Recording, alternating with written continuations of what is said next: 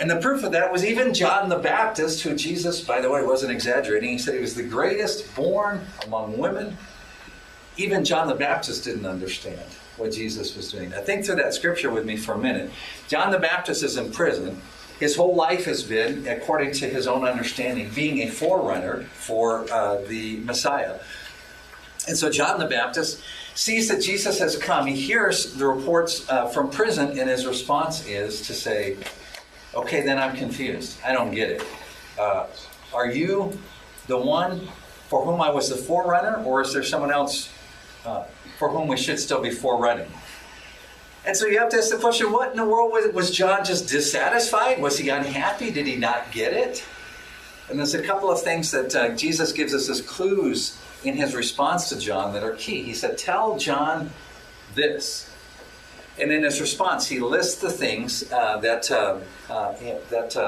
typify his ministry. And then he ends by saying, and blessed are those who do not fall on account of me. So what is he saying? Jesus isn't saying, hey man, tell John I'm doing the best I can over here, man. I got people who are seeing, I got lame people who are walking. I mean, my preaching is pretty good. That's not what he was doing. What he was saying to John was, he was saying, John, you know the scriptures probably better than anyone. These are the marks that would accompany the true Messiah. And so he's indicating the ways in which he is fulfilling scripture. So we misrepresent the ministry of Jesus if we don't understand that. Otherwise, we'll think that for 3 years he went around doing good, helping get cats out of trees and walk old ladies across the street and do all those kinds of things. And then they all didn't like him and then they killed him. Well, that misses the point. The point is that for 3 years he's fulfilling everything that the scriptures say that he is going to fulfill. He is inaugurating every aspect of these 18 dimensions. But here's the problem. It says that always what people were arguing about is they would say, well, is he the one or not? And then they would search the scriptures and say, this doesn't match what I thought was going to happen. So what did they think was going to happen? Well, as we talked about last week, as we talked about the first week, is that if you read in the Old Testament about the day of the Lord, it says, when the day of the Lord comes, the sun is going to darken, and stars fall from the sky, the wicked will be burned up like chaff, and then God will show up.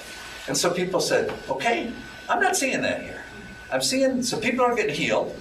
Some lame people are walking. I like Jesus' preaching, but the sun is still in the sky. I haven't seen any stars fall from the sky. And the only people who seem to be following Jesus are people that I don't want to be associated with, tax collectors and prostitutes. So this is the problem Jesus had. He had a credibility problem, right? That people would look at his ministry and say, I don't see how this is a fulfillment of what the Bible said. And so the central question that the New Testament is answering is not only, is Jesus God? Was he raised from the dead? As I say, that's necessary but not sufficient. If that was all the New Testament was trying to demonstrate, it'd be a lot shorter. What the New Testament is trying to demonstrate, what Jesus' 3 years of ministry are doing, and what everything from the book of Acts on is doing, is to say, yes, what Jesus did is an exact fulfillment of what is in the Old Testament. Yet, when it is sown, it grows up and becomes larger than all the garden plants and puts out large branches so that the birds of the air can make nests in its shade. If you would like more information on .W Evangelical Church, check out dotheword.org. Hear the word, do the word. .W